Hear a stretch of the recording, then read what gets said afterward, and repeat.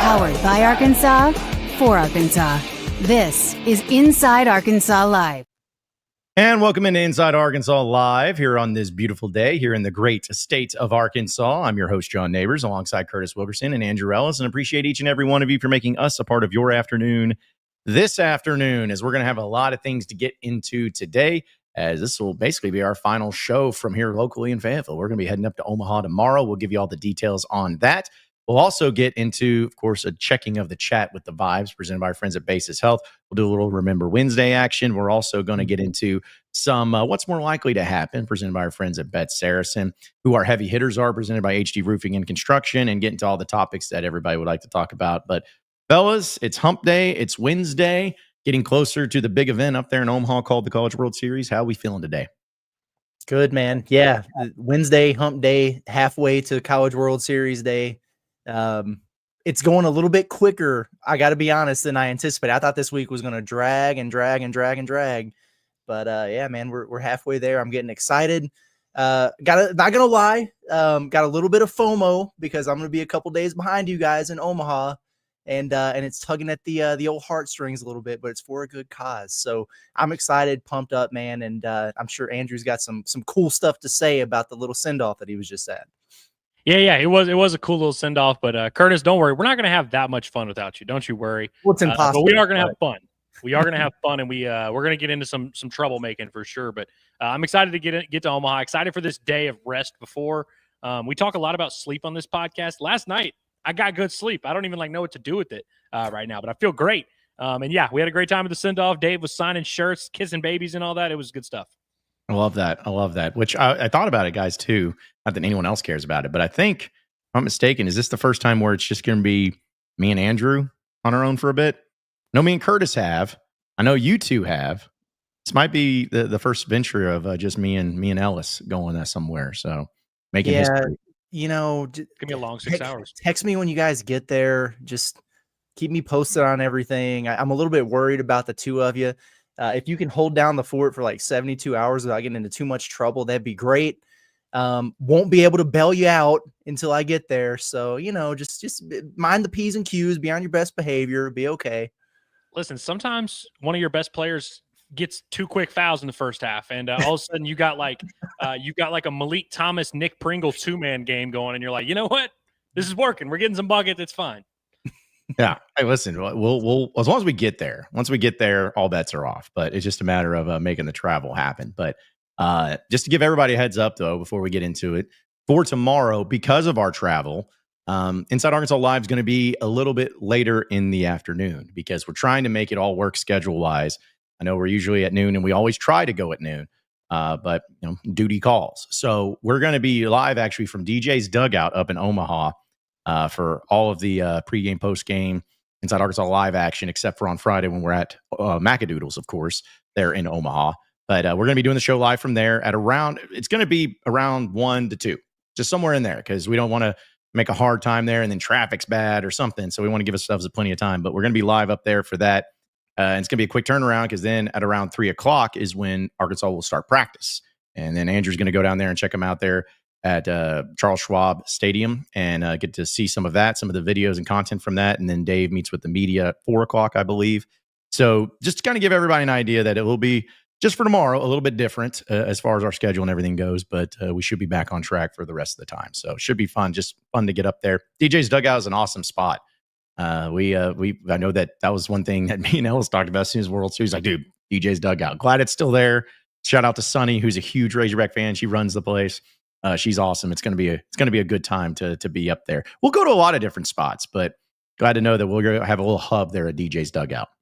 I hope that they do it like the men's basketball tournament, where it's kind of an option thing of like you can either go to the big press conference or stay in the locker room. Because I want to talk to as many players as I can. The window that they posted out on the packet, it's like 12 minutes, and I'm like, how am I supposed to get anything in 12 minutes? But it's like at the same time, I'm hoping that I can just not go to Dave and just sit there and you know, chat with the fellas for a while. That's very, very interesting. I hadn't thought about that side of it because for basketball. That's what they would do whenever, you know, Cal's at the podium or whatever. They would open the locker room and, you know, we'd have 20 minutes or so to go in there. But it's, you know, for basketball, it's like 6 or 7 guys that you want to talk to. Baseball is a lot bigger of a roster, man. You're going to be rolling around doing rapid fire, and there's only one of you. You know, at basketball, me and John were both able to sneak in there and kind of split up. So you're going to be working. You're going to be working hard, brother. Yeah, I'm debating on if I should do like 10 different players, one question each, or like just pick 3 players and like stick there for a few minutes. Like, I don't know, but we'll figure it out. But that's why I'm hoping they give me an extra window where I can just skip the DVH press conference. Not that I don't want to talk to DVH, but you know. Yeah, for sure. It's like a bunch of guys all buttoned up in there. Oh, hey, Dave, can you speak about Jay Johnson? What's your relationship like with him? You like coaching against him? I don't care about that. I want to talk to Cam Kojal about the sleepovers they had. Hey, Dave, do you think you're going to be a little bit more aggressive on the base paths in Omaha? I know you're dead last in the SEC in stolen bases, but you think this will be a good week to let him loose? You think? Yeah. So what time? What's the situation with Hunter Dietz? We're going to be able to see him go out there and just. All right. Yeah, it's going to be. I know he hadn't been on the roster in the postseason, but like maybe in the World Series, you just throw him out there. You think that'll be it?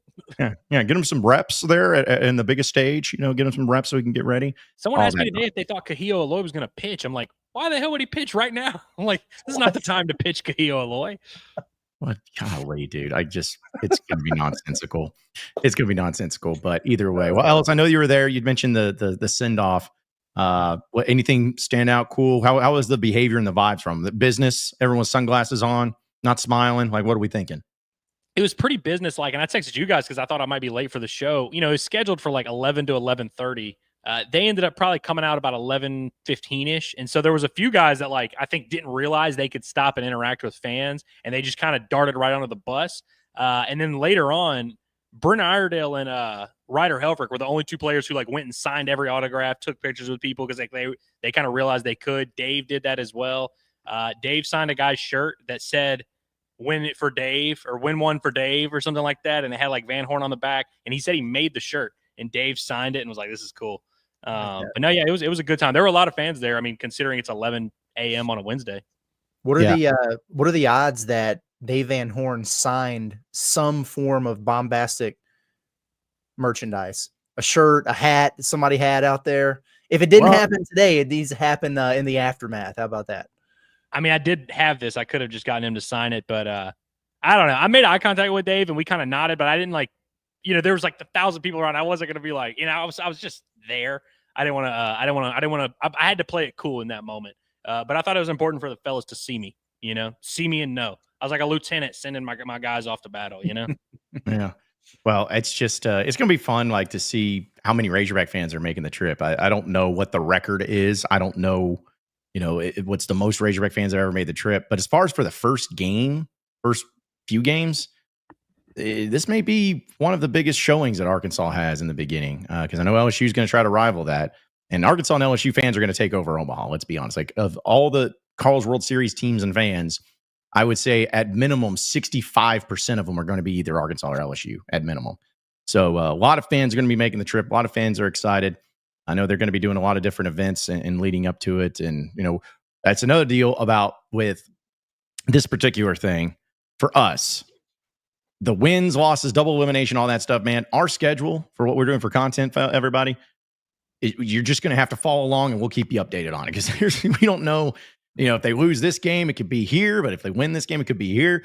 We don't know if there's going to be any rain delays. Is there going to be? There's just all the type of nonsense that's going on, but we will definitely keep you updated. That's why you got to lock in with us and make ssure that you're following along, because it's going to be a journey. It's a fun journey, but we're going to bring it to you all and get it done there.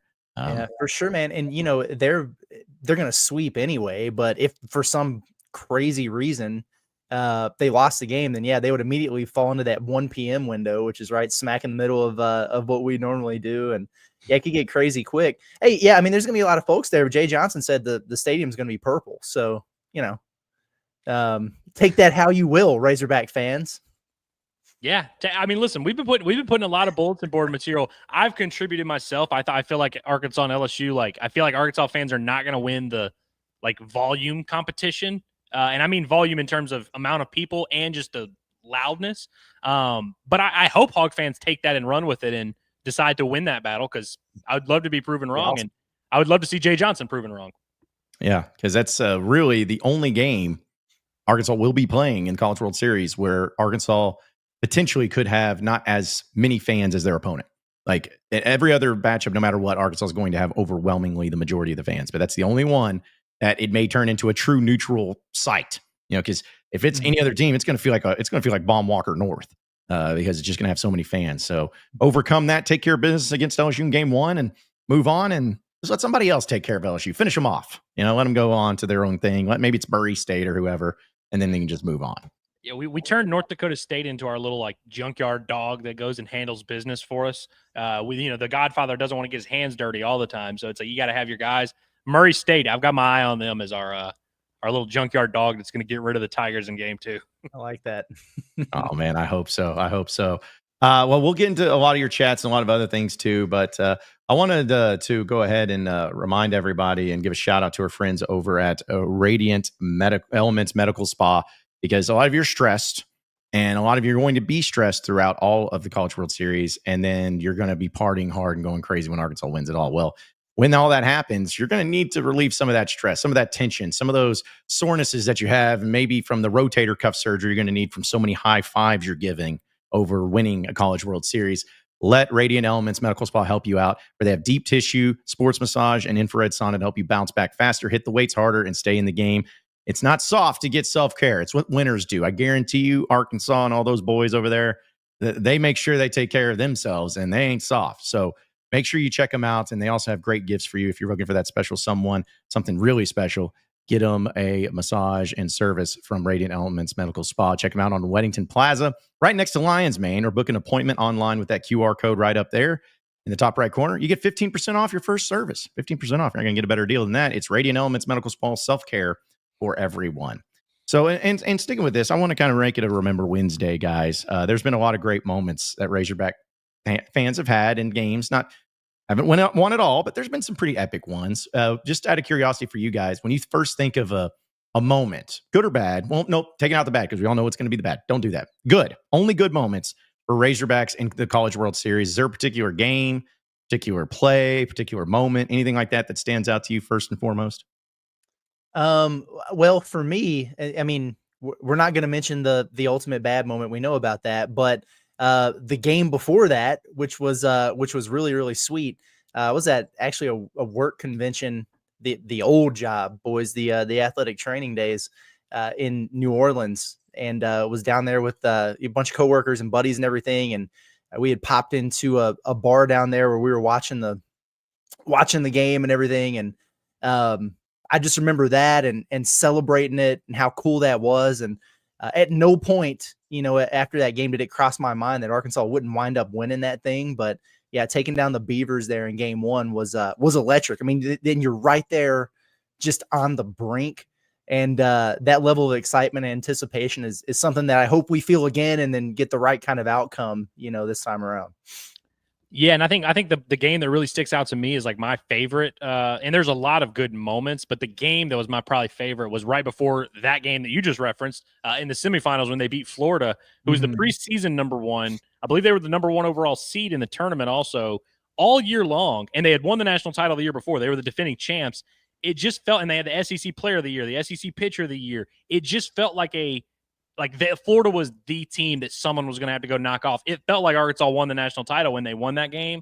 The Dominic Fletcher home run, Isaiah Campbell out-pitching Brady Singer. Eric Cole makes a great catch. Casey Martin 5 hits. There was just so much there. I just remember being so proud of Arkansas and proud of the program because it really felt like there were a lot of years where Arkansas went to Omaha and we were just happy to be there. I remember in 2009 losing to LSU, and we weren't even that bummed out about it because we were like, hey, we were in the semifinals. Like, that's awesome. And now Arkansas was in the semifinals against the number 1 team and didn't care. They just beat them. Yeah, I mean, listen, those were great ones. In fact, I kind of forgot about the game 1 of what even happened against Oregon State in that College World Series finals, because I just remember Blaine Knight being undefeated all year long as a starter and kept that going. I mean, the dude, I want to say that Blaine Knight set some sort of record, whether it was in that game or the College World Series in general at the time for a pitcher. I don't know if it was the amount of consecutive outs that he got, something like that. I have to look it up. But either way, definitely some memorable ones. And that's the thing where I've been to the College World Series 3 times, I believe. And one of them I remember very well. The other one I don't remember at all, which was 2019, because Arkansas lost so quickly. There was nothing really going on. So it's just a matter of, did you win? Because even in 2015, Arkansas went 0-2. So it's how do you have any sort of good memories or anything like that when all that happens? But I did want to bring up this one. Probably going to get us demonetized. But whatever. It doesn't matter. I wanted to play this one because this is still my favorite one. A lot of kids these days don't know about Brett Eibner now. They just don't know about Brett Eibner in the 2009 College World Series. I wanted to play this video real quick. Now, first off, before I hit it, look at that. I love that little stat right there that Arkansas had going on that season in 2009. 15 wins when tied or trailing in the 7th inning or later that season. That's insane. Like, that's clutch. That's clutch playing. Gritty. And this is, of course, as you see, top of the 9th, 2 outs, runner at first, 3-1. Well, let's so good at out Mike Patrick, by the way, too. Would this be improbable or what? An improbable run, an improbable rise of a program. Probable. The last 6 years under Brian O'Connor, and that ball is hit deep to left. Eibner ties it with a 2-run homer in the 9th. Holy cow. That was something, man. Like, I mean, that was old Rosenblatt. I don't know. I think maybe if you go back, you could see where it landed, but it was about truly out of the ballpark. Like, I mean, he smoked it. And Arkansas went on into extra innings. Great double play by my boy Tim Carver there to send it to extras. Arkansas gets the victory. They move on. But definitely an epic moment. And just the greatest thing, but also the worst thing about baseball, man, is it's never over. One swing changes it all. Because if you're 3-1, 2 outs away, we got it. Nope, it doesn't matter. So that to me is always what I'll think about with Omaha on that one. Dude, that was awesome. I love it. I just got the chills. I've seen it 100 times and just got the chills again. Something about that score bug right there, like the graphics, the sound. I mean, Mike Patrick's voice, the sound of the bat is different because it's completely different bats that they use now. Like that ball would probably barely clear the fence these days, but like back in those days, those bats, that ball went like 470, dude. It was crazy. Yeah. That was a big time moment. And just that whole game, what's crazy is this game has like 4 or 5 more innings to it. Like there's a lot that happens. I think it ends up actually going 12 or 13. But like this game was chaotic, and this is an elimination game. And Arkansas winds up playing for a few more games, man. This was a special night. Yep. And I remember last 2022, I had Brett Eibner on my radio show when I was at the Buzz. Just talking about Omaha. I just like this. Look at this swing. Just pure swing. Boom.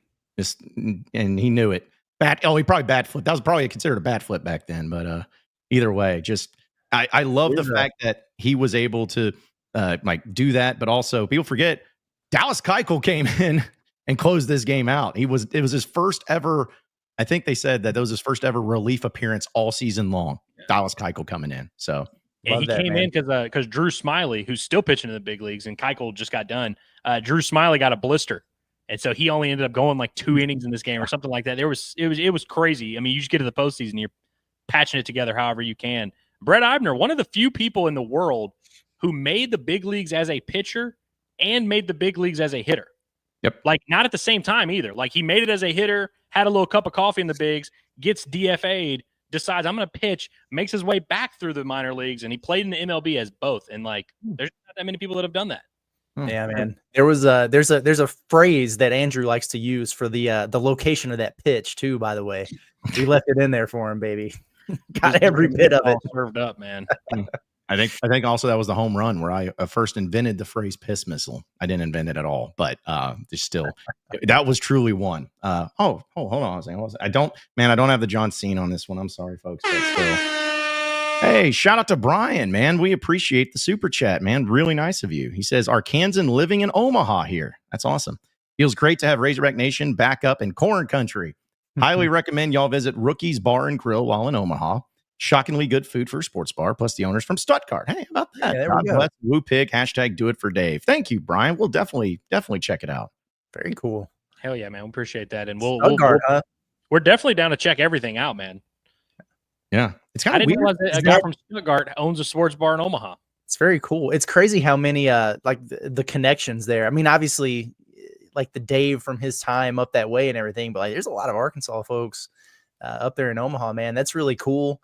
And I remember you guys saying, jokingly or whatever, but like, there's like 4 places to go, up there. And I don't think that's one of them. So that's might be a different joint to check out, which is cool if you're going to be there for a couple weeks. Yeah. Between that and then, of course, DJ's Dugout, where we're going, Sunny, she's just a Razorback fan. I don't think she's from here, but she's just a huge Razorback fan. She runs it. We have an awesome place that we're staying up there in Omaha, who happens to be a Razorback fan that lives in Omaha too. Like, strong connection. I guess it's like, hey, if you go to Omaha as much as Arkansas does, then you're going to have some people that really enjoy it and hang out there. So. Yeah, I think the people at Rocco's are probably LSU fans now. I guess we can call them that. But yeah, it's not a mystery why the woman at DJ's Dugout loves Arkansas, because we go there and take all their Busch Light. That's why. Yep, that's right. Keep them going there. And I also can't forget Backadoodles, where we're going to be on Friday. That's ran by a Razorback fan. So yeah, a lot of connections there. But also shout out to our guy Logan. He doesn't have a chat, but also gives in the super chat. Hey, appreciate you, Logan. You're the man. Stud. Yeah. Hopefully, I meant to ask him if he's going to be up there for in Omaha. I didn't know if he was or not, but let us know there, Logan. That'll be your official chat of your super chat, is if you just say yes or no. We'll let that happen. But appreciate you all. Thank you. And this is gonna sound lame, but I'm just gonna go ahead and say it. Like, the support that we've gotten and the people tapping in again, all the time, but postseason, like, it was there for basketball for sure, but baseball, being there at Foghorns, the amount of people that come up to us and appreciate us. We got a cash super chat from back then. Like, it was just crazy how that happened, and so we're very appreciative. I know it's y'all are awesome. Holy crap, it's been a while since we've seen this man, Mark Arnold. There he is. Man, Mark, we've been wondering where you've been, man. Not because you give us money, but like, we appreciate you so much, and thank you for the super chat. He says, I have never heard you guys' official take on the drop foul ball. Oh, come on. He says, I have always thought the right fielder reacted late and didn't hoof it and make the catch. Not even going to mention the players' names to protect their identity. Well, Mark, because we love you and because of the super chat, if anybody else said this, we'd be like, I ain't bringing it up, because we don't bring up that bad stuff. But because we love you, we will talk about it. What are your guys' takes on this? Because I know a lot of people have had opinions. Go for it, Andrew. You're the ace right here. So it's tough because it's a big ballpark and it's a unique foul ground where, like, normally I'm pro, like, outfielder should be able to, the guy coming in should make the catch, but he had to cover a lot of ground. He could have gotten there quicker, and he probably is the guy who had the best chance at making it. But honestly, it's a tough play in general. I think Carson Shaddy got there, and he got there in time, and he was screaming, I got it, I got it, I got it. I shouldn't have said his name. The second baseman, sorry, was screaming, I got it, I got it, I got it, which is why Eric Cole probably didn't, make that great of an effort, but he just overran it. And it's really, so you could blame Shaddy, but really it's like they just had to be better communication there. But honestly, it's a tough play. Like, if it happened again, there would be a lot of really good baseball teams that, it wasn't one of those where there was one guy camped underneath it. And so it's a tough play. Honestly, it's one of those that, like, I don't know, man. It's in Omaha. It's a big ballpark. There's a lot of foul ground in Omaha. I would lean toward agreeing with Mark, though, that right fielder probably should just get there. The guy coming in always has a better chance if you can all get there. Yeah. Yeah. They call it the Bermuda Triangle for a reason, man. It's kind of no man's land. But I would agree. And you're never that type of foul ball is in the seats at Baum Walker, and it's in the seats by like 20 feet too. So it's like not even one of those, they should have practiced it. You can't really practice it much unless you're at TD Ameritrade.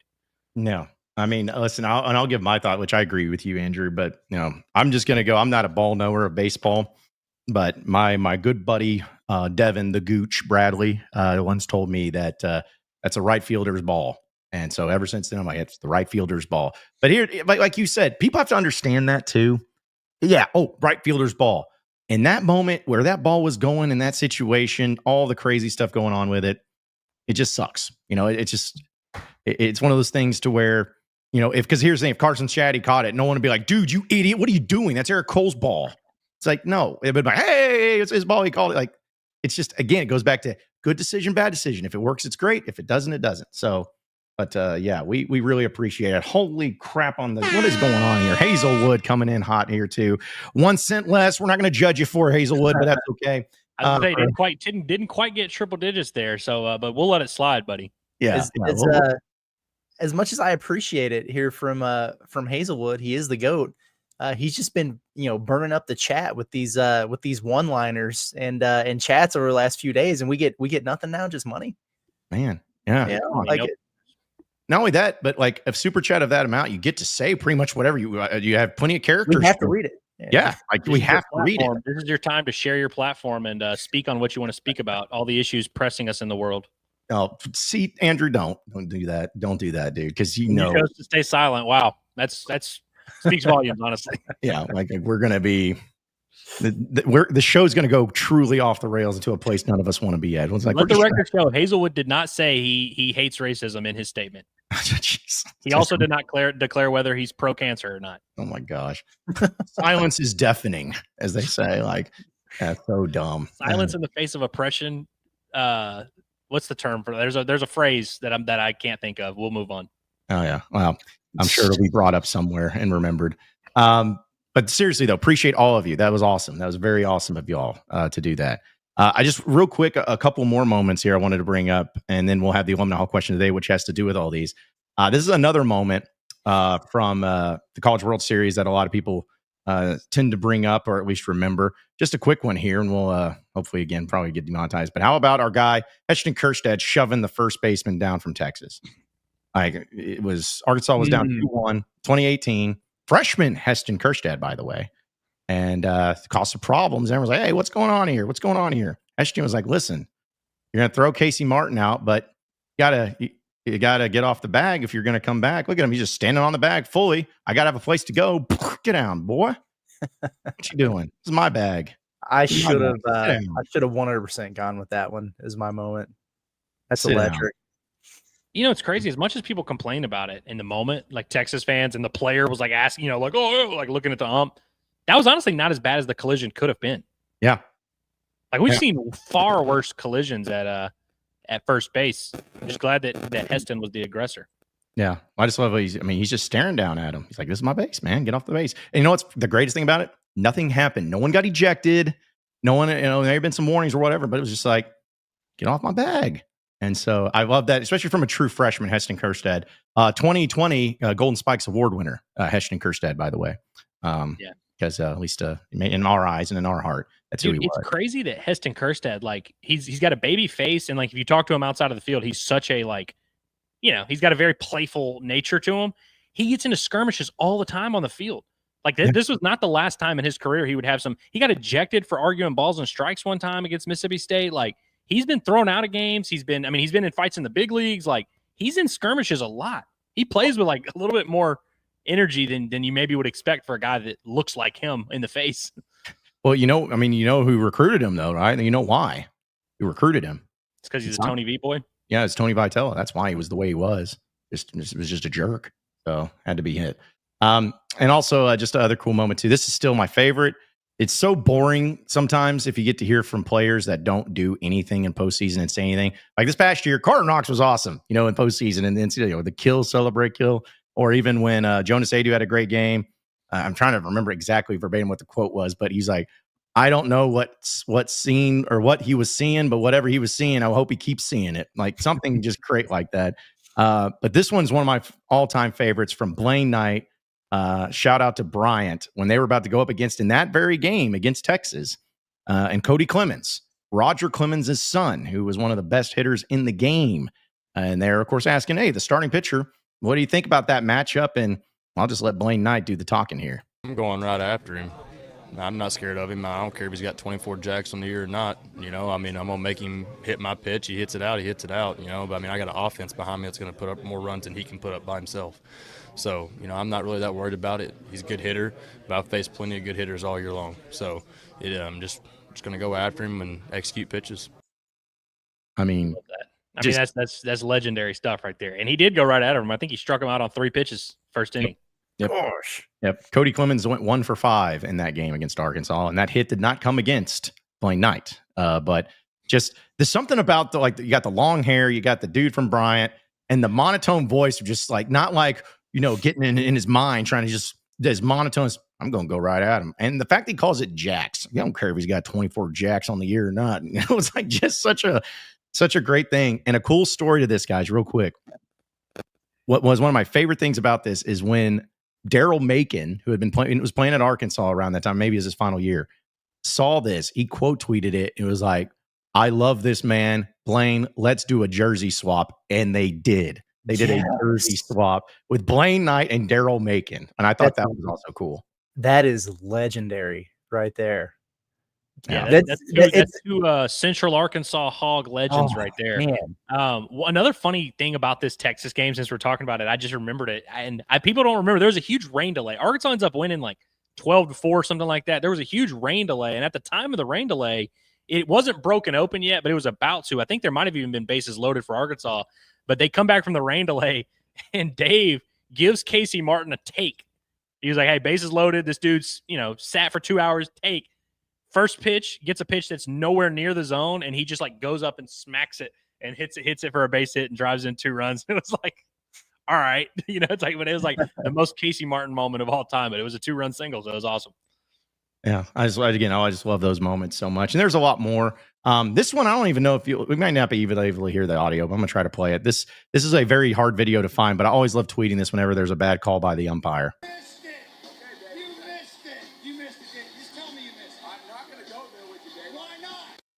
So that's just Dave. And this was on SportsCenter, by the way. You can kind of see like the old school, you guys remember, like to the left there, their little graphics and overlay. Mm-hmm. So they were talking about it too, and it was in Omaha. But for those you couldn't hear, he just goes, "You missed it. You missed it. You missed it, didn't you? Just tell me you missed it." And the umpire goes, "I'm not going to go with you there, Dave." And he goes, "Why not?" So it was great. It was great stuff. That's really good. Man. You're Why not? Feisty dudes. That's a feisty dude right there, Dave. Yeah. Let me ask y'all this. This is a weird question. Do y'all hear women talk about Dave Van Horn as a handsome man every now and then? I do. So Hillary was on her phone the other day, and she was going through something, and she saw the video of Tony Vitello and Dave arguing. She's like, "Oh my God, is this a thing that happened?" I'm like, "Yeah, that's a thing that happened." She was like, "Dave looks hot in this." Like she was into it.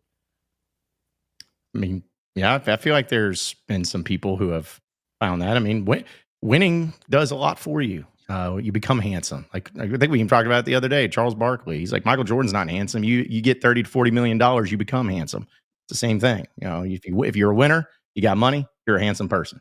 So you're saying Dave wouldn't be pulling if he wasn't winning? It doesn't hurt. I'm just saying it just doesn't hurt. Gotcha. So part of that, let's go ahead and jump into with all that, knowing of the Alumni Hall question of the day. Presented by our friends at Alumni Hall. They got all of their Omaha Hogs gear in right now. So check them out at 3417 North College Avenue. Shop them online at InsideArkansas.com/Alumni Hall. And you can also go to that little QR code up there and be able to shop it and get it shipped over to you. Use the code HOGSBY20 for 20% off your purchase. They got all the great Razorback gear you could possibly want and have. Let's check it out with Alumni Hall. So asking the audience, which I kind of felt like this was where it was going to go, which is the most memorable moment or game in the College World Series for the Hogs? So I had the Eibner 2009 home run against Virginia, Kerstad shoving the first baseman for Texas. We can't really play this video, but when Arkansas beat Florida and Brady Singer the way that they did there in Game 3 to go to the finals in Omaha, and then 55% says Heston Kerstad shoving the first baseman, and then 28% says Eibner 2009, and then 15% say Florida and Singer, and only 2.5% said other. So I guess most people were not really thinking about anything else, because I guess in 2022 there really wasn't any. There were some good games, but I don't think there was just like that memorable moment that you had. I will say the Ole Miss game where they forced another elimination game, that was a good moment, but there wasn't like one specific.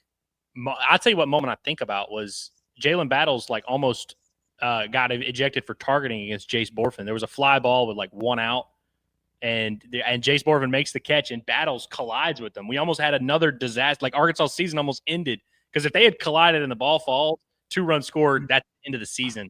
But Jace Borfin hit the weight room, takes that hit. But Zach Morris coming in with the bases loaded, nobody out, and not blowing it, I feel like was a big moment. But it doesn't rank up there with those level, though, I wouldn't say. Yeah. I mean, I'm guessing everybody's got their own memories and whatnot, but 09 Eibner is just, maybe it's just me. It's always going to be my favorite there. So let's go ahead and check out what the chat's got going on. I'm sure it's awesome. Presented by our friends over at Basis Health, where they're changing the way healthcare is delivered by providing mobile medical visits to the comfort of your very own home. A doctor will come to your home for urgent care, primary care, IV hydration, and so much more. It's Basis Health. They are here for you when and where you need them the most. You can learn more at basishealth.org today. So getting into the chats, which we had a few super chats, really appreciate. Holy crap, what is happening? I mean, this one, what are we doing here? My goodness, Randy McGee Sr., sir, we appreciate you, man, for the super chat. He said, in honor of the best baseball guy I know, Andrew is the best and most hardworking, passionate baseball guy I've ran across. Don't always agree with him, but he is very much a baseball guy. You know what? This means a lot. And I referenced Randy on the show the other day as I said, me and him were like Batman and the Joker a little bit. It's like we're just destined to do this. And I feel like I shouldn't have said that because we have like we've gone back and forth and we've disagreed at times, but we have a good little thing going. And the thing I love about Randy is I agree with his statement that like he's just a baseball guy. Like there's some fans that just, they'll comment and say negative stuff just to be negative. And I never get that vibe from Randy. Like he just loves the Hogs. He'll prop up the players when they're playing well. He'll talk about who he's, who should do better and whatever, but he never comes from like a mean place. You can tell he just loves the Hogs, loves baseball. And I appreciate, him always supporting and always commenting. And I get to meet him at Baum this year. He's a great guy. And I really appreciate this, Randy. Absolutely. It means a lot coming from you. And I mean that 1000% seriously. Well, yeah, we appreciate it, Randy, because, I was about to let Andrew go after the World Series, but because of the super chat, we're going to keep him on for another month or two. So, no, I'm kidding. But still, thank you, really, Randy. Appreciate you. Appreciate everybody. I mean, the super chat's been great. Been quite the show today so far. But we also one quick question. Randy, are you related to a dude named Jeff? Because I got a Jeff McGee in my kind of almost family, and people always ask me, they're like, "Hey, are you related to so and so from Arkansas?" And I'm like, it's probably not me because like the Ellis side of my family is really like not much. There's not many of them around, but I got a Jeff McGee in the family, and I feel like he might be related to Randy, but I may be just making this up. Oh, well, I'm just let me know. Yeah, that's one thing I'll say. There's probably a few people with McGee named and all that, but I will say if there's ever someone with neighbors, NABORS in Arkansas, odds are they're either imposters or they're related. So well, your brother looks just like you in the face, so I think people would be able to distinguish him.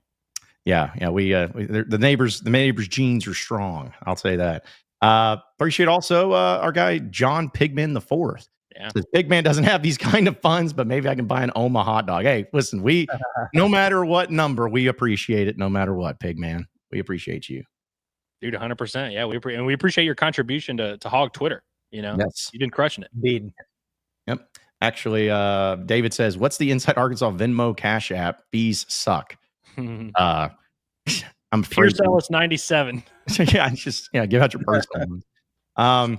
Listen, there's been a few. I know our guy Mark has done this, and I am not saying anyone needs to do this like at all. But if this is what you wanted at John Neighbors Media, just simple as that, you can find it there. But I mean, again, we are not. I feel like I'm at church again. We're not soliciting funds from anybody, but if you desire to give, you may do so. But we appreciate it. Seriously, it's so nice of y'all. Smitty just says DMFAVH. So plain and simple. Heck yeah. Yeah.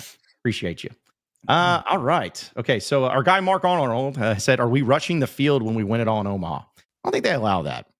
No, but yes. Dude, I remember in 2022, this dog, after one of the games, there was like no more games for the day. We played the night game. And I was just in the press box doing whatever. And I look out and this dog runs out on the field and just takes a dump. And I kid you not. I might be able to find the video of it or the picture of it if I can look. But I remember a dog dumping on the field. So listen, you never can rule out anything in Omaha. But this may be a summer topic show later down the road. But I've always felt like, how come you can rush the field in football? You can rush the court in basketball. Why can't you rush the field in baseball? I mean, come on. Probably because Dave would kill everyone because you would mess up his field. And you don't want that. So.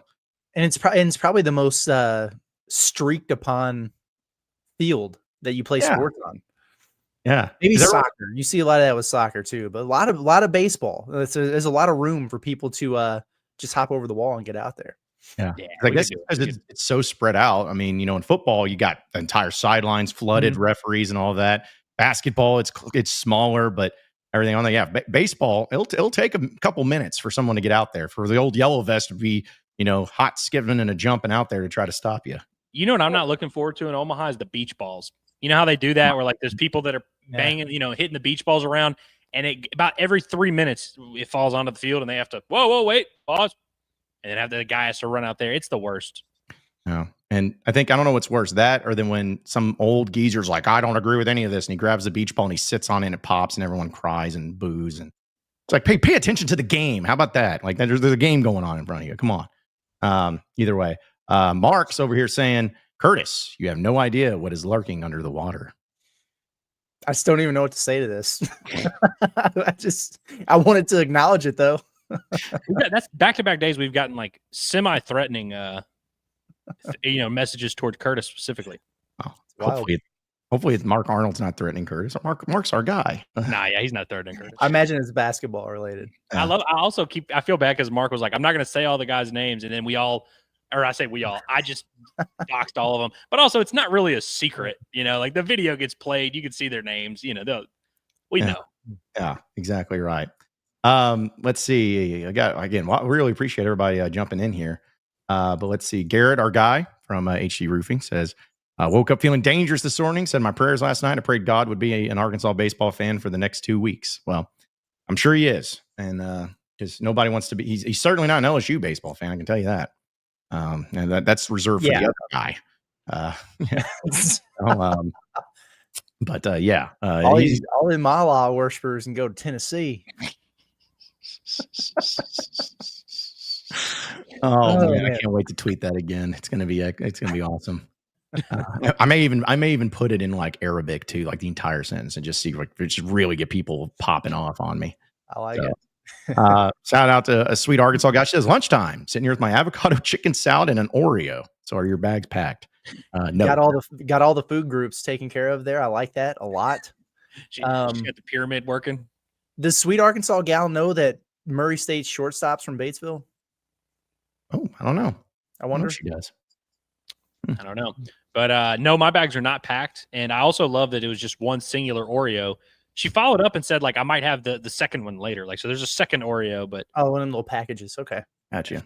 Yeah. Well, I'll tell you this, my bags are not packed because I have so much to do, but they will be here soon. Like, I'm bringing the farm. It's lucky it's just me and Ellis, because Curtis, you may have had to ride in the back of the bed of the truck, because we're just gonna be piled in with equipment and everything. So I'm gonna need a ride back. I was gonna say,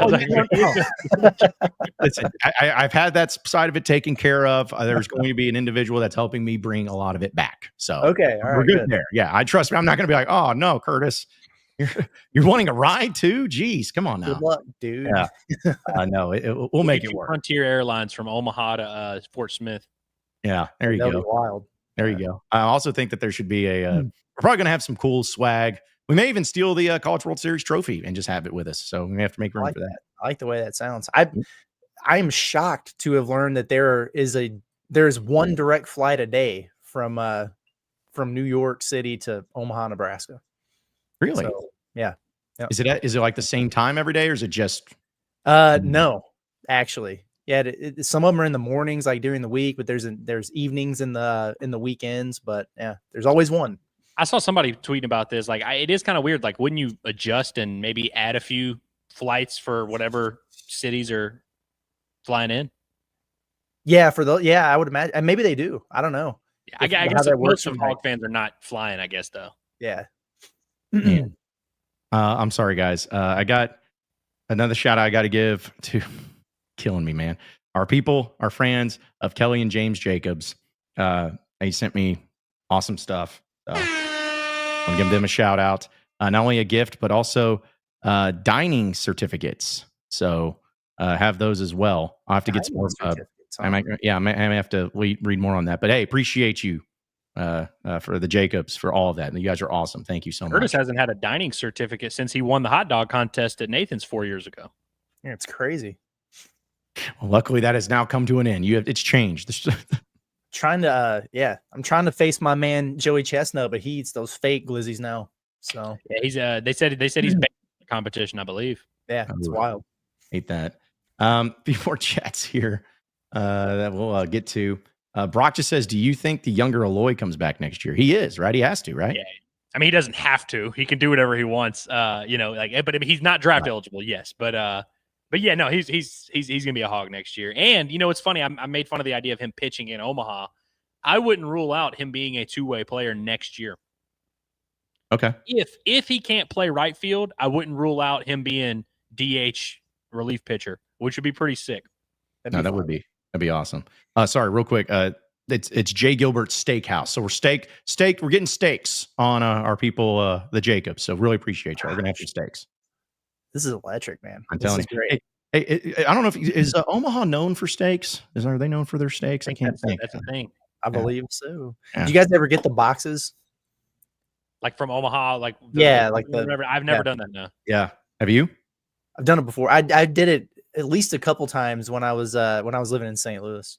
Okay. Yeah. They were always good, shipped like that. Like, it's crazy. I had it from when they were official sponsor of my Locked On Razorbacks. They sent some samples, and it was they were really good. I was really impressed by them. So also, I want to clarify on Kahio Aloy. I did not mean he's going to be a switch hitter. I meant he might hit right-handed and also pitch because he did come to college as a pitcher. I do not think he's going to start swinging it left-handed. Okay. Yeah. Does he actually think Not that? what I meant by two-way player. I saw a few chats about it. Oh gosh. All right, a few more here. Shout out to Fishman. He says, I just got my insurance check for my stolen four-wheeler. Well, that's good. He says he's getting another four-wheeler with that check. So I don't know why this cracked me up. Like, obviously that's how it's supposed to work, I guess. But I feel like nobody ever actually does that. Everybody uses their check to do whatever else, like go to Omaha or whatever. He's like, I'm just going to get another four-wheeler.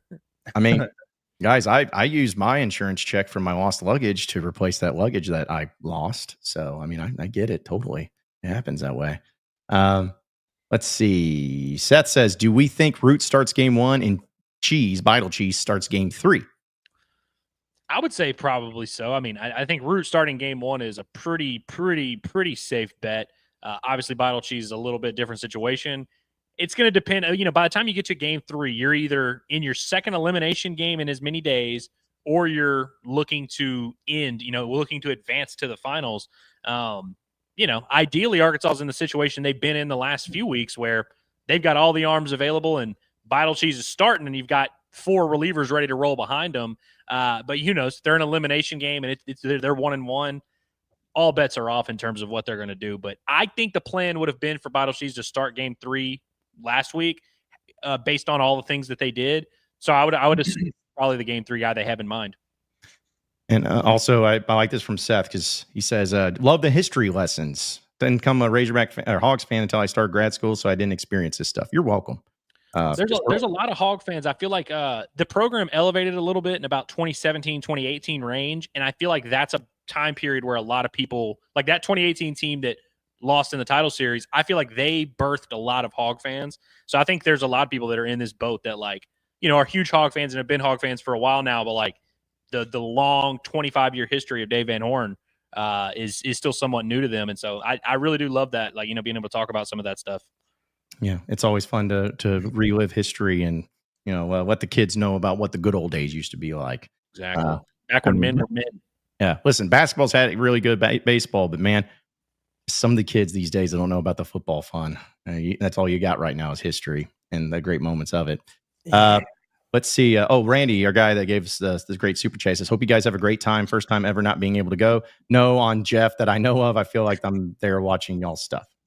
Well, we appreciate that. And sorry to hear we are not semi-related. No, yeah, that's it. It's just thought we had a chance there, man. Thought we had something special, but it's too bad.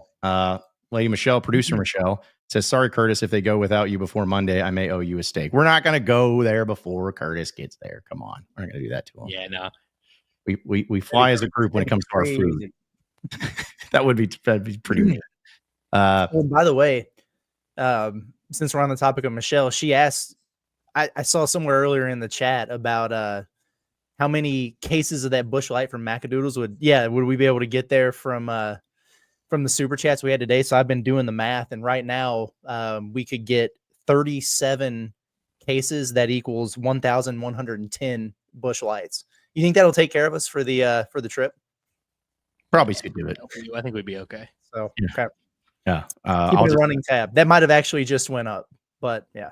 I'd say I gotta start putting it together for our. We may need to get a U-Haul to bring down all the cases of Busch Light that's going to be coming down. We'll take your inventory. Thank you.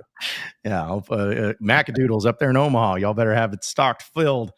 That nice. So we're gonna be bringing it for you. So, but that was pretty funny because it's like there's going to be a lot of that and especially with those prices that are going up there. So I can't wait. It's gonna be so fun. Okay, a few more here. Shout out to our guy Kingsley. Says for Super Chat. Appreciate you, Kingsley. Says excited for y'all during this trip. Great content to come. Y'all be safe on that road and make sure to enjoy everything. Win or lose, we winning though. Love gang. Appreciate you, Kingsley. Appreciate you, Kingsley, man. Absolutely. Thank you so much. And okay, so yeah, we got to bring this up because Austin from work says sorry for the basketball content. Never apologize for basketball content. Apologize for the other sport. Right. Yeah. If you're going to come and be asking about the DNs, maybe they apologize for that. But basketball, that's our baby. Yeah. He says, but why doesn't the SEC value Arkansas, Kentucky as a legit basketball rivalry? Only one game scheduled and no game day last year.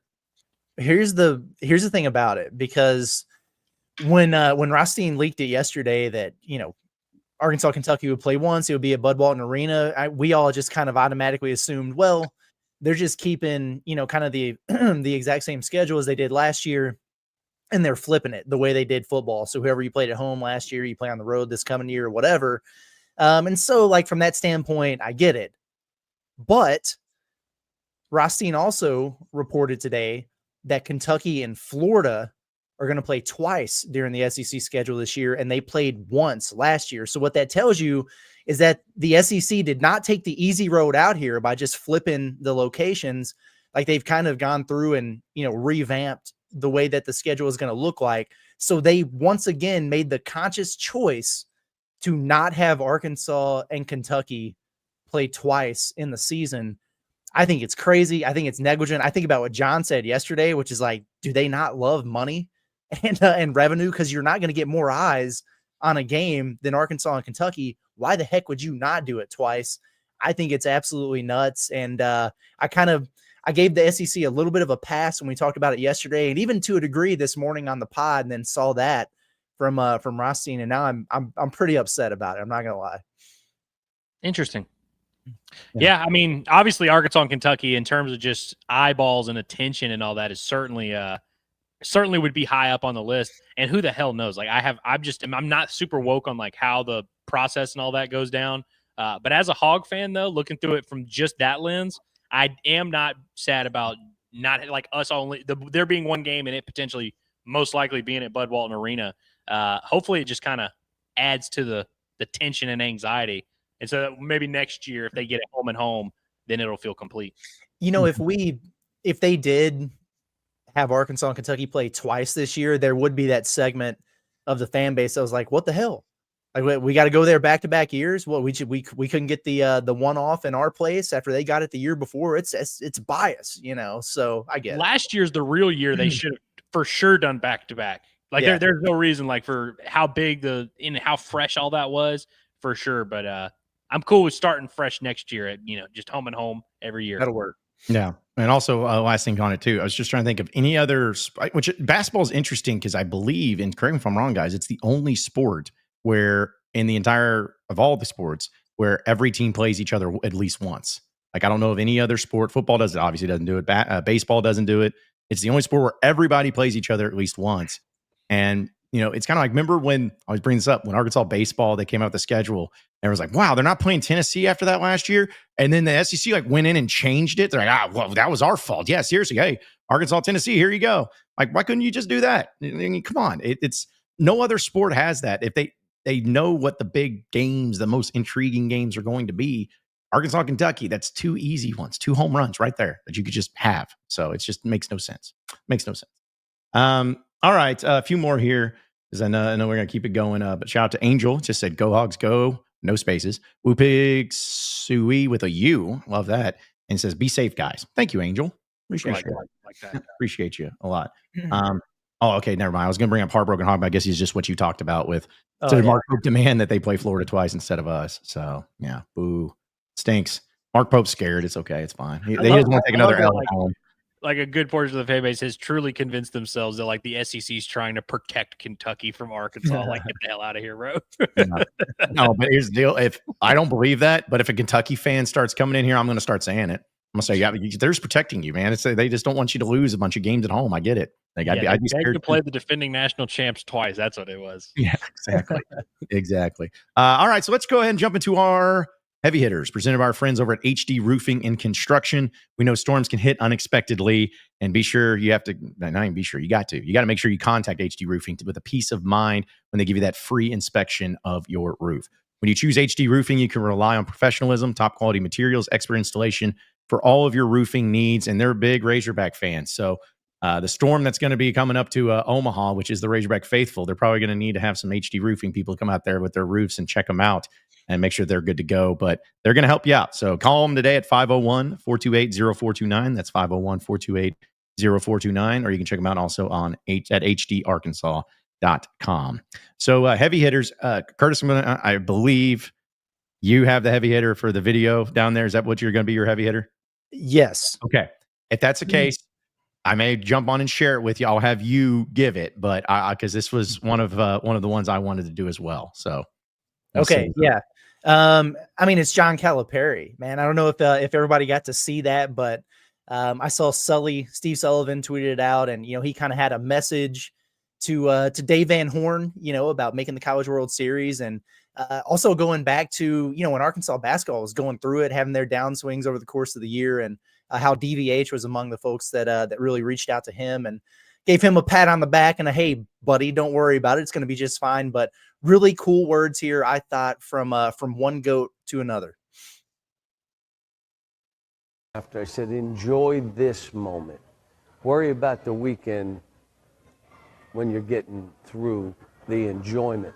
If you don't enjoy and everything is a relief, it's time to retire. Enjoy the wins. Grieve on the losses. I take about 24 hours, 48 on the last game of the season, but you grieve on a loss and you move on. On the wins, you celebrate wins. And he did. I've been here, this is my second year, and now I've watched his teams. One of the best in the business at what he does. The stadium, bringing people together, having many, many people think, I'm in this, they need me in this. That's how you want to build a program, and that's what he's built. Coach Van Horn is as good as it gets. And, he's been great to me, texting me when we were 0-5. That's when you want to hear from the other coaches. And they all were hitting me. You're going to be fine. It's going to be good. And so, no, I'm going to try. I want to get to Omaha to see that experience. So I'm trying to figure out when I can do it. Come on up, big fella. Come on up and enjoy the celebration. That would be awesome. I hope we see him up there. That'd be really cool. That was such a good message that I'm going to ignore the front-facing hog on his shirt. Dude, I was going to bring that up, dude. I was like, that quarter zip sucks, but yeah, we're going to let it slide. Yeah. But no, that's really cool, man. I love seeing that yesterday too. And also the fact that if people who may not remember, come a long way from when Dave was waving bye to him when he got ejected, against Kentucky. And now they're just boys hanging out and texting a lot and everything too. So Cal better come up, because listen, he didn't get to experience anything close to that when he was at Kentucky. I mean, because they're not a baseball program.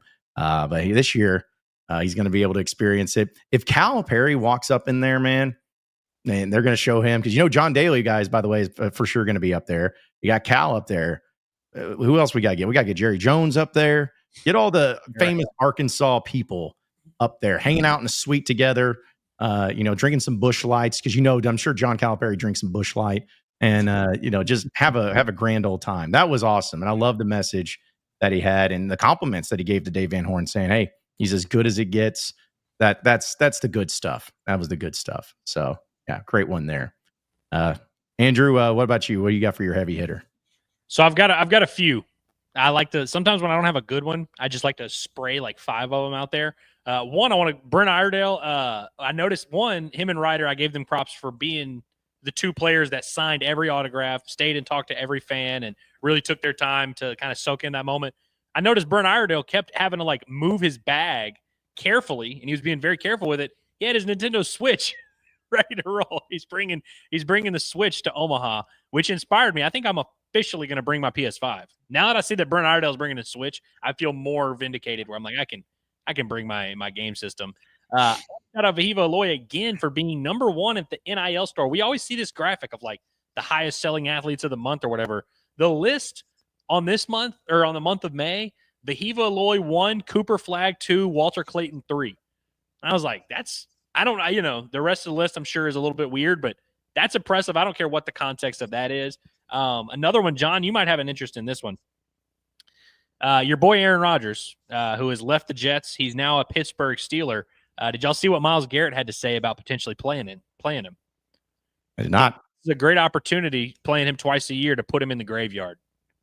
Dang. Yeesh. By the way, we talked weirdly enough. This is the second time this week we've referenced Myles Garrett on the show. Weirdly enough, did not plan on that, but that is the last person I would want to be planning my death.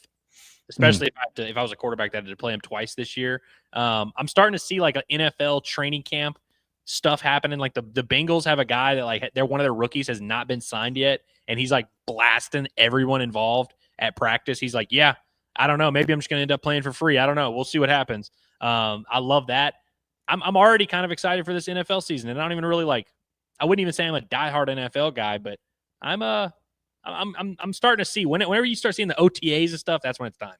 Yeah. Well, I guess I'm like different where not that I'm sitting here like, oh, I love Aaron Rodgers, but I also don't like hate him as much as some people do. I guess it's just, he's very polarizing. So, but no, he's with the Jets. I think it's probably because it's more of a Jets problem than an Aaron Rodgers problem, because the Jets just love, taking good things and destroying them and making them bad.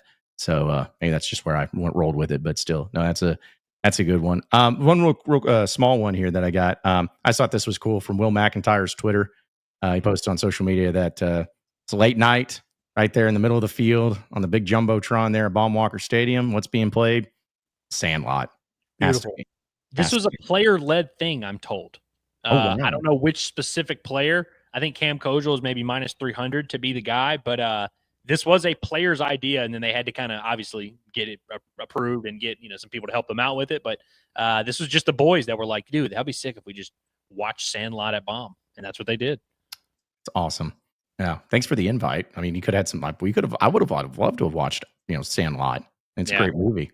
So yeah, no, I love that. I wonder if who gets asked, or do they go to Dave or somebody? And what if they got told no by the people? Like, oh, guys, come on, I'm tired. I don't want to go out there and do that. Like, that person would be public enemy number one. They get fired. You're not going to let the College World Series Hogs go out and watch Sandlot on the field. Yeah. Also, sorry, boys, we shut down the power for the year. So one time I went and saw Sandlot at Arvest. They did like a screening or like a showing of it, and they let people come and sit in the stands. If you're not going to sit in the stands, why wouldn't you get closer than they got? I don't know. Maybe just it's probably because listen, it seems like this team is led by one person who does something. It's probably Vahiva Aloy was the first one to get out there with a chair, and he set it there, and so they're like, all right, well, this is where we're at. Wherever Vahiva puts his chair down, that's what we're doing. Yeah, that's cool. This is the type of stuff that just makes me think more and more that Arkansas is going to win it all. I mean, just these little things here and there that makes it happen. So, but definitely love that. Also, I want to give a shout out before we get back into the chat here on the show to one of our newest sponsors here of Inside Arkansas, the Freedom Boat Club. We really appreciate their partnership with us. And we know that summer's finally here, and there's no better place to spend your summer on a lake. But a lot of us don't own a boat. In fact, the majority of us don't own a boat. If you don't, that's cool, because Freedom Boat Club is going to have you covered, where they give you access to boats without the commitment of owning a boat. This is the boat that fits your lifestyle for the fun, flexible, and stress-free. They take the care out of the boat so you can simply enjoy the moment from Cape Cod to the California coast.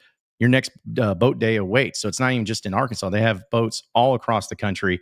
And with 3 locations specifically here in Arkansas, lake time is closer than you think. Whether you prefer Greer's Ferry Lake, Lake Hamilton down there in Hot Springs, or even a day on the river in Little Rock, Freedom Boat Club of Arkansas will help make your summer in the natural state the best one yet. So check out their Instagram page at Freedom Boat Club Arkansas today. You can also use that QR code up there, and it'll send you to it. And you can learn more about the benefits of joining the club and making the summer the best one yet, especially when Arkansas wins College World Series. You're going to have to come back and celebrate on a boat. Maybe they'll even have a boat parade down there at Lake Hamilton like they always do for celebrating it. But we really appreciate their partnership, and really awesome. And just a little teaser, sometime here soon, we're going to be doing a show live from a boat, and that's going to be pretty cool. I mean, we've had some cool locations, but doing it from a boat's going to be pretty awesome. So can't wait for that. Like we the Lonely Island. Yeah. There's going to be a lot of references to that. A lot of references. That Brothers too. There's no limit to boat related jokes we can make. Yeah, I mean, because even like Finch comes in here, he says, "I need to see John driving the boat with Andrew and Curtis leading the boats and hose song." So, Hey, if the boats are rocking, don't come a knocking. Yeah, wearing the Trevero suits and everything that we got, like, yeah, we could make it work, man. We can make it work. But yeah, really appreciate them. A few chats here, and also some other things that we'll do. Marco's over here saying Nolan doing the pregame speech for Dave. I mean, listen, that would be really epic and cool, but Fire up the troops. Man, just I don't know. We've never seen Dave pregame speeches. I don't know if he gives them. Never let those out. He doesn't. You don't think he puts on the lab coat like Muss? Gets in the UPS outfit like Muss? The track uniform. I couldn't see it. No. It's like, I don't know. I maybe I'm completely wrong, but I would always just think of David. Just everyone's ready, and he goes in there. He's like, "All right, y'all ready? All right, well, let's go. Just get out there and go and play." Maybe that's what he does. I'm not sure, but let's see. Also, I wanted to bring this up from Jakota. Lucky says currently he's fighting his insurance company for more money so HD can fix his damn house. So hate to see that, man.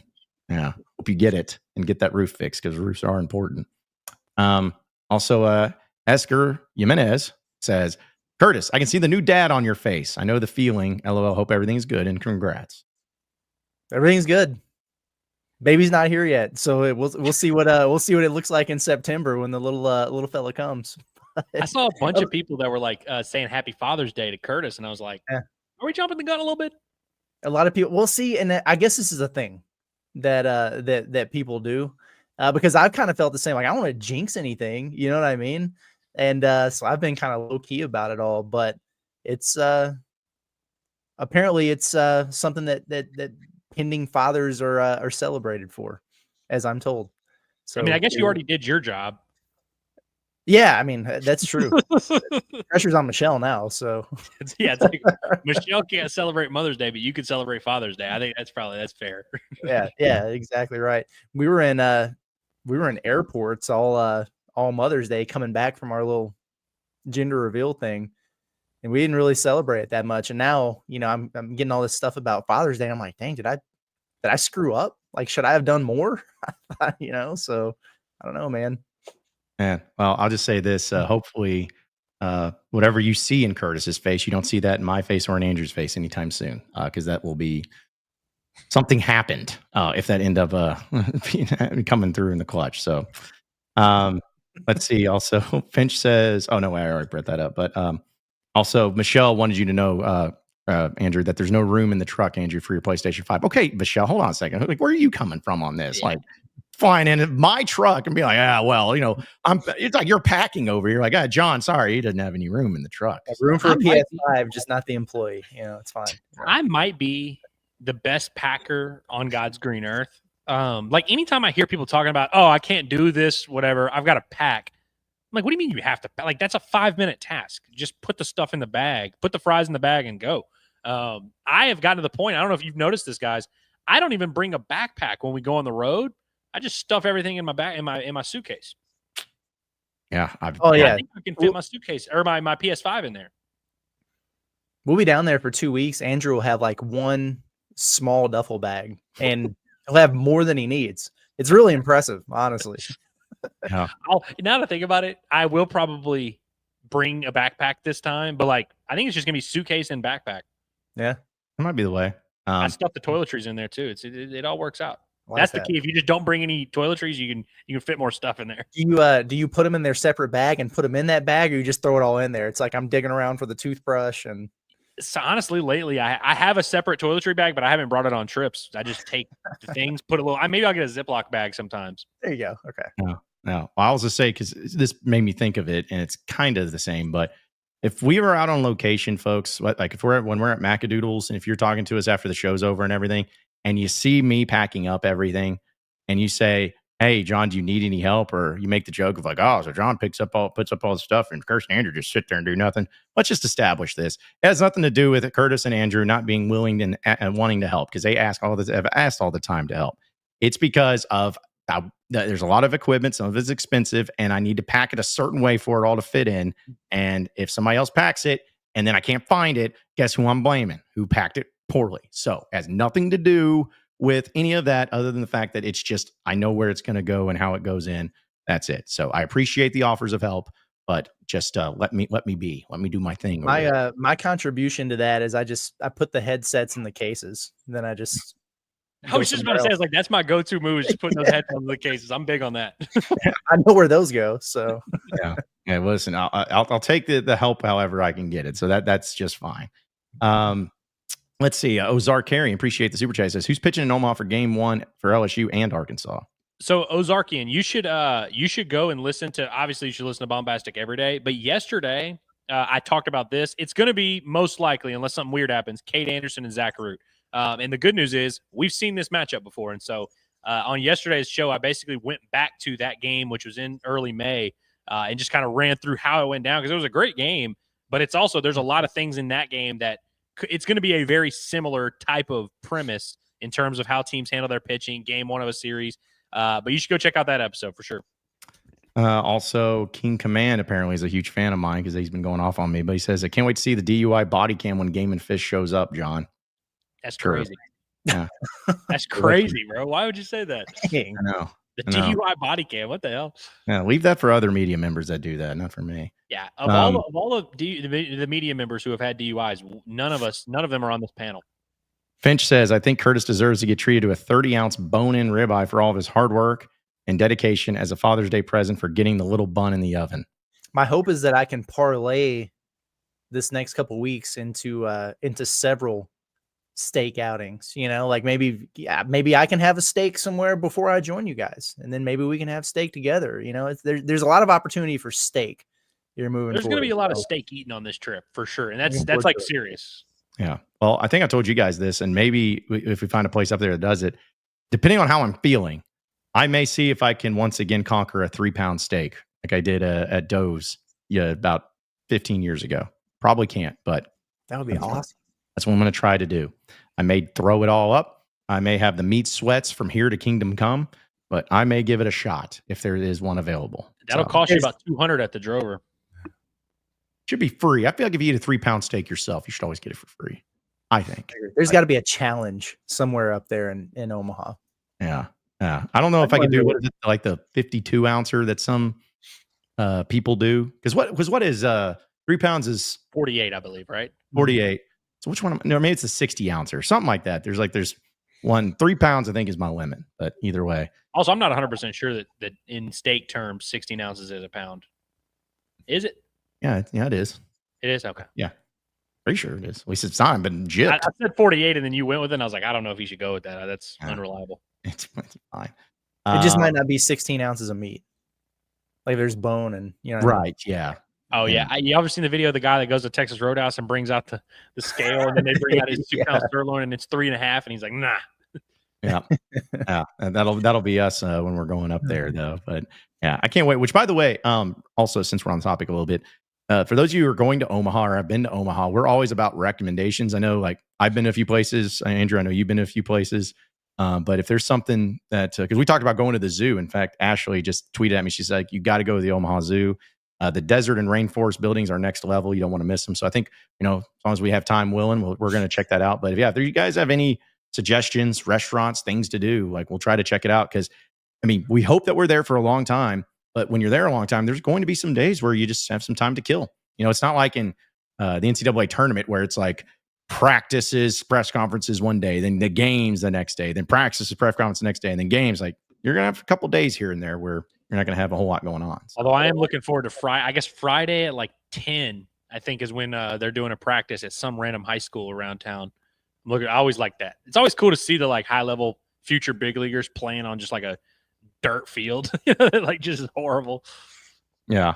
No, it'll be awesome. All right, we'll continue to get to your chats, folks, and some other headlines and some hump day headlines presented by our friends over at BetSaracen's #1 sports betting app. If you're feeling the Hogs and you feel like this is going to be the year, why not put some money on it? And why not do it with BetSaracen, the #1 sports betting app here in the state of Arkansas? And it's not even close. We appreciate their partnership each and every month with us here at Inside Arkansas. They even got specials going on right now for the double R prop plays, which there are going to be more props later, by the way, but you got a few of them there, guys. Like, how about this? Plus 120. This is the best special that they have of Charles Davlon and Vahiva Aloy each getting over a half single.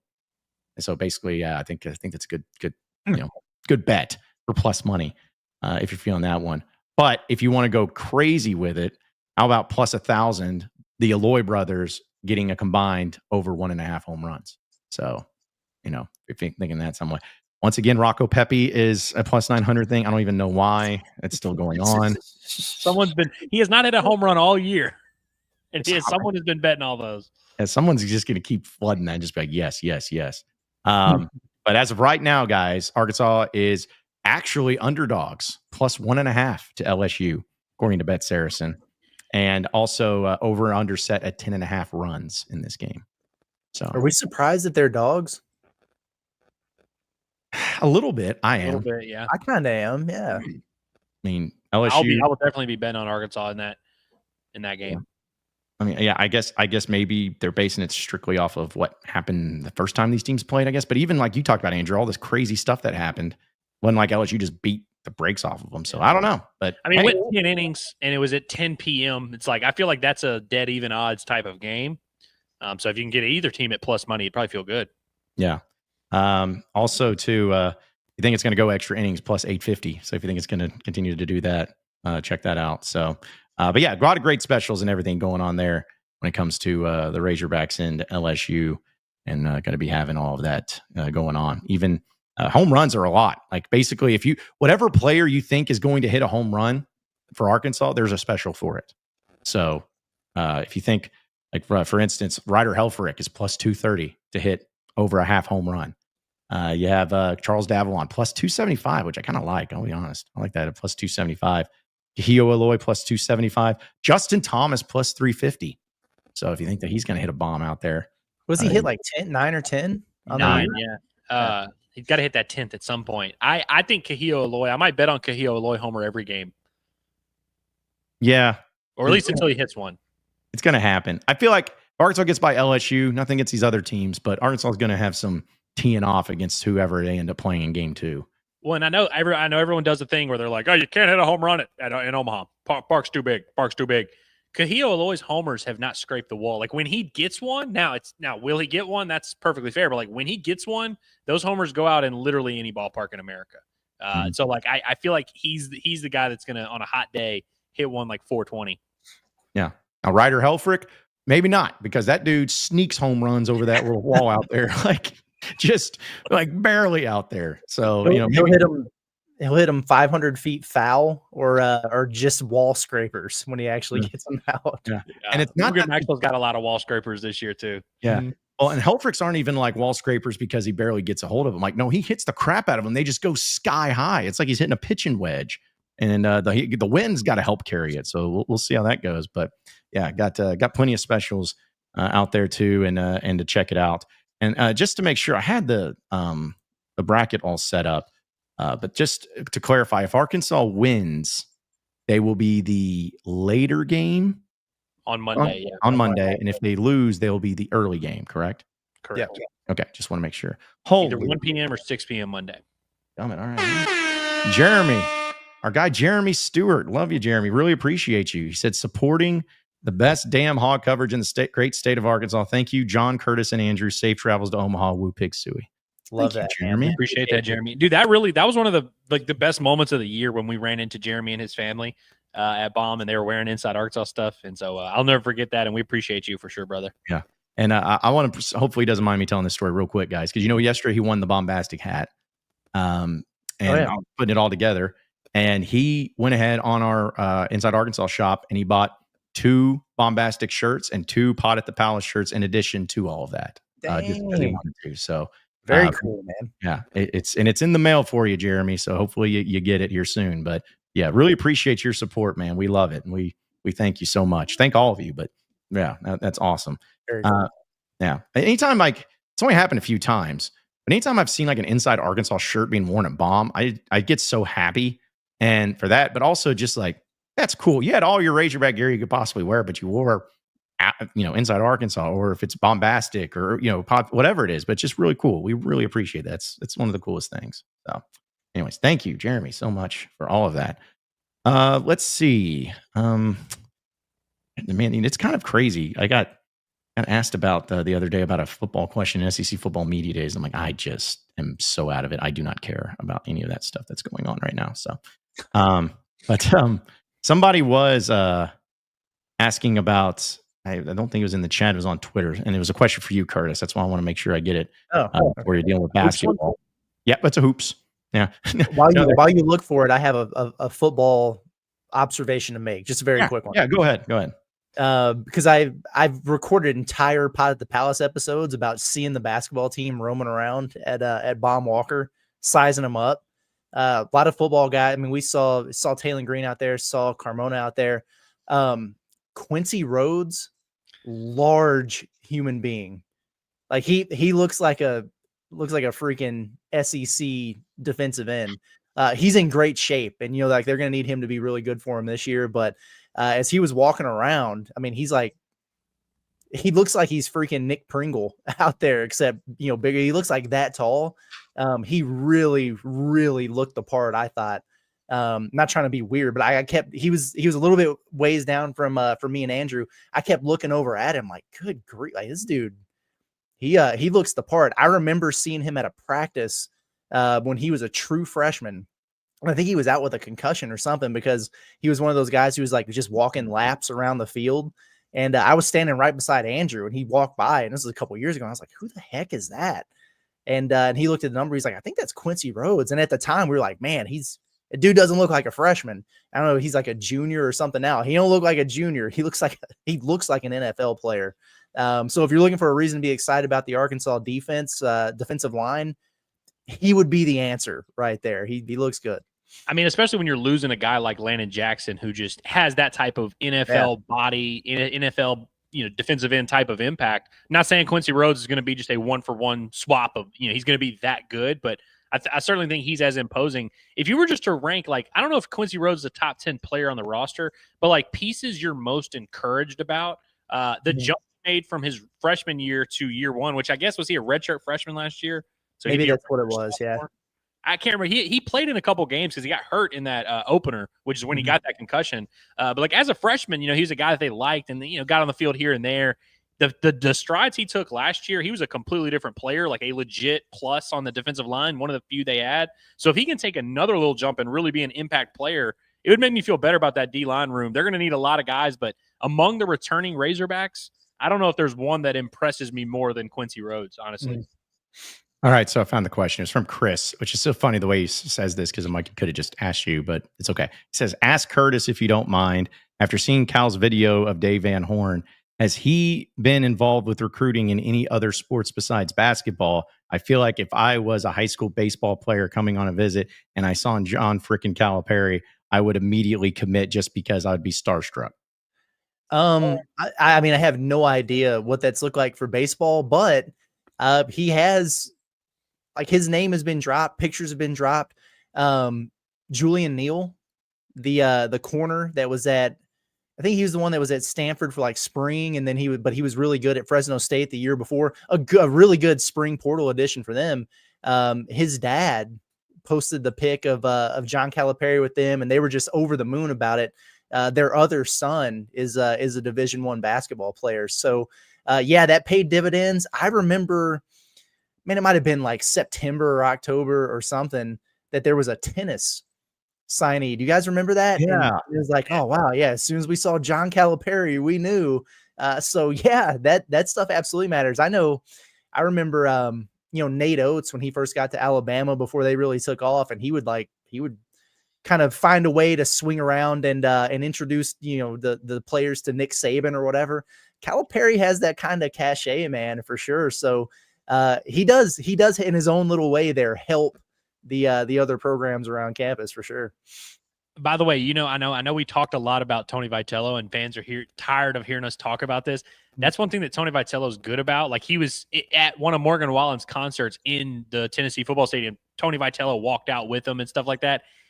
I feel like if Tony V were the head coach at Arkansas right now, he would be doing that, bringing guys right to Cal's office and like making sure he's kind of got that muscleman to him. Like, he knows that photo op. He knows, because listen, we all love celebrities. We all love people that like we see on TV. Cal is certainly that. He's probably the most famous guy in Fayetteville, honestly. So it's like, I think I don't know if Dave is the type to like really like knock on Cal's door and be like, hey, please do this. But I wonder if they brought the Maryland shortstop, Chris Akopian, through, because that's the only, like, because you were talking about, the question was about recruits. Like, that was a pretty big recruit on campus yesterday. I would love to see the Coach Cal land in that one.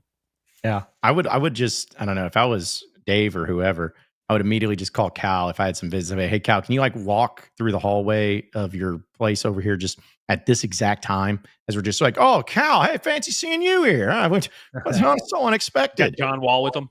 Yeah, just walking out there with some sort of like major celebrity or actor or basketball or even baseball. Like, what if he's hanging out there with Brian Cashman or something from the Yankees? It's just like, oh yeah, he was just visiting in town. You guys got lunch plans? You guys want to head over to Foghorns real quick? Like, yeah, just do something, just making it seem like it's so impromptu, but it's not at all. Yeah. Like, that's what I would do. But yeah, if I was a coach though, my pride, my ego, I'd be a Cal, please, man, anytime. Please, if you're in town, I will, whatever we need, we'll come to your office. Like, we'll do whatever it takes to make that happen, because he is larger than life. I do that, John Daly and Jerry Jones. Like, if I could get any of those guys involved. He would do it. John Calipari would. That man, and I am not exaggerating at all. Andrew can vouch for this. John, you can too. Hell, you were over there. I don't know what I'm talking about. We were all there. Cal had to have taken 1,000 between handshakes, signing autographs, and taking photos. He encountered at least 1,000 people in that concourse at Baum on Saturday before the game. I've never seen anything like it, man. It's crazy. I mean, we were standing right between home plate and the door he was walking out of. There's like 40 feet there. Yeah. And he took about 10 minutes to get out of there because he just crazy. Was, shaking every hand, taking pictures. And he wasn't bothered by it either. I mean, it's pretty cool. Dude, real quick on that story, it was funny because it was so right behind home plate, it was congested. Like, you couldn't move. And there were some people didn't understand why. And I was kind of standing, and that's when I knew Cal was over there. And some lady comes up and she's like, this is awful. What is going, like, why is there so much? People need to get moving. I'm like, oh, well, John Calipari is in there.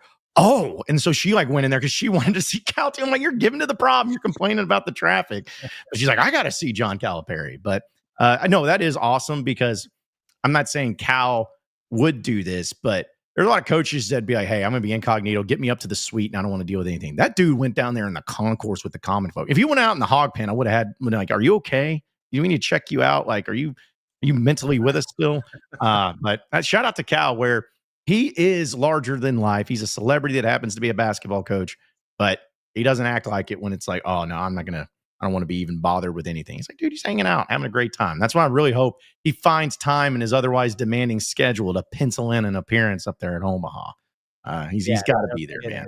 He's got to be there. Do you think any of his players will be up there? We got to get Carter Knox, man. Everyone wants to see Carter. We got to get Carter up there. Carter, send Carter on a flight up to Omaha real quick. That would be pretty cool. I mean, he needs to reward every one of the guys that's been participating in those satellite camps that they've been doing. Because what I've noticed is Cal obviously is at every one of them, and the coaching staff and everything. And then like the walk-ons, so like Amir Brown or Jaden Carlett, like whatever, those guys are always there. And there's always in each one of them at least one of the dudes that are there. It's like I've seen DJ, I've seen Billy, I've seen Nick Pringle over there. Trevin's been at some. For all those guys who have done that, and that's cool, man, because the kids absolutely love that. Like they want to see John Calipari, of course, but they want to see the players, man, and get some autographs and try to jump up and high five the 7-foot tall dude. Take them to Omaha, man. Take them to Omaha. We know that Cal and that coaching staff likes their state. Get them a nice meal at Drover, and then take them to a game. Why not? Yeah. Make it happen, man. I cannot wait. It's going to be awesome. I love seeing that. I know that this is a different situation, but at the time, I still think it was one of the coolest things when Arkansas beat Texas A&M in football in 2021. And you had Pittman, Muss, and Dave Van Horn just hugging. Like, that just is good. It's probably lame to others, but that's good stuff. And I don't know if you'll see Dave Van Horn, Cal, and Pittman hugging each other after the World Series win, but imagine how legendary that'll be if you got Cal on the field and Dave and him just like witness each other. Dave's got his championship hat on, and Cal's like, it's one, he's got one on too. Oh man, come on, that's gonna make me cry too, just seeing that. There was also a party like a while back that it was like Sam Pittman, Dave, and Hunter Yurchek took a picture together or something like that. It was like some Christmas party, and they were all at, and they took a picture. We need something like that for sure. Sam Pittman, honestly, as much PR work as he's done this offseason, I feel like it's a no-brainer. He has to be in Omaha. It's Omaha or bust for him. Like, if he does not show up to Omaha, I'm done with that man. Yeah. Well, I'll go a step further and shout out to like Courtney Deifel. She was at almost every game that I saw there at the regionals and super regionals. I think if you are able, every single coach is at the University of Arkansas needs to be up there. Head coaches, like it's a big deal. I mean, I guarantee you. I guarantee you, if Cal was in the national championship game in the final, I guarantee you every coach would be there for that if they could. I mean, sometimes you're in season, but right now, baseball is the perfect one where there's no really any other sports in season right now. So no excuses. No excuses. Get up there. Find some recruit that's in the Omaha area or something and go make an excuse to go up there. Something like that. I remember 2018 being like getting emotional because I remember Mike Anderson being up there and doing interviews, and him and Dave were neighbors forever. And he was like, "Oh man, I'm just so happy for Dave. Every time I see him, he keeps telling me how much he loves his team." And like, that kind of stuff works on me as an emotional guy, but as a Hog fan, it's sports brings us together, and it needs to bring us together. It only brings us together if we all show up, And I'm going to call, guys, I'm going to have a bold prediction. I know we're about to wrap up. I'm going to have a bold prediction right here. How about this? I promise you, if Arkansas is in the College World Series finals, Tony Vitello is going to be up there. He's going to be up there. John, that is the spicy takes that we pay you for. Yep. That's the good stuff right there. And you know what? He's not going to be wearing orange. He's not going to be wearing red. He's going to be wearing black. And everyone's going to be like, ooh. He's going to rip off the shirt. Head coach, Art. As soon as he wins, it's almost like a recruiting thing. Yeah, he's going to sit he's going to sit at the press conference table with Dave, and he's going to have two hats in front of him, Tennessee and Arkansas. He's like, I thank for everyone coming out, but I decided to commit to Arkansas as a new head coach, and hit the music. That's going to be my hot take there. So, oh man. All right, well, guys, any final thoughts before we roll out of here for the day? No, not really. I mean, safe travels to you two tomorrow, and enjoy, be safe. And I was only halfway kidding. Well, keep me posted, man. Like, let me know when you arrive. It's a long drive, early in the morning. Andrew, I'm not saying be a backseat driver there, but keep John on task. Sometimes I notice I got to do that, but no, man, seriously, be safe. You guys have a ton of fun, and I'll see you in a couple days. Well, we going to the media day next month, so we got the guys some suits, and we got them to try them on and get Talon. Talon got a little bit bigger, so it's hard to fit him in the suit. And that boy Quincy, he's Arkansas. He couldn't hardly fit in his tux, so we're going to have to see if we can get him a new one next month when we go down to Atlanta. But I'm looking forward to seeing Dave and the team in Omaha. Perfect. Yeah, and also, Curtis, appreciate you and safe travels to you, man. I know you're going to be flying around. We look forward to having you in Omaha, especially after a win and being able to have some fun with that, man. It's going to be great. It's going to be electric and be there at DJ's Dugout. Can't wait for all of that, as well as don't forget Macadoodles on Friday. Me and Andrew are going to be there doing Inside Arkansas Live at noon, and we're going to tell you all about those deals. And real quick, before we get out of here, shout out to our guy, Mark Arnold, once again. He hooked us up with gift certificates to another steak place. So we're going to be staked out, man. Let's go. Shout out to Mark. He says that he hooked us up with a meal over at the Mahogany Prime Steakhouse. So, wow. Yeah. Wow. Thank you. So I need to bring a couple shirts with a collar on it. Yeah. We got to wear real clothes, man. Okay. All right. Yeah. I'm looking at this place, and I think it's probably something that, at least brush your hair, like type of thing, maybe have a shave. So, but either way, we really appreciate it. Again, everybody, so you were so kind today. I don't know what happened, but we really appreciate y'all and all the super chats, all the gift certificates, everything. Y'all have been awesome.